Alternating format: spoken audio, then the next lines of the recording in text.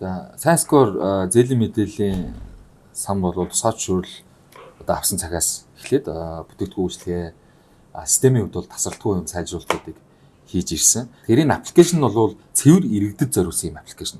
Энэ аппликейшнээр дамжуулж иргэд маань одоо ямар бүтээгдэхүүн үйлчлэгээ авах гэхээр за нэгдүгээрт бол FICO оноо, зээлийн мэдээллийн сангийн лавлгаа, өөрийн орлогын харьцаа, за мөн одоо бусад ус хураас ингээд авах боломжтой дата мэдээллүүдээ авдаг. За миний оноо өмнө нь ямар байсан, одоо яаж сайжирсан гэдэг энэ ялгаануудыг бас харах юм боломжийг бүрдүүлж байгаа. Дээр нь нэмээд одоо иргэн хооронд бас найз нөхөдтэй зээлэг үлдэр зээлийг аппликейшн дээр бүртгэдэг. За тэр нь мэдээж эрэг зээлийн мэдээллийн санд бол одоогоор бүртгэгдэхгүй.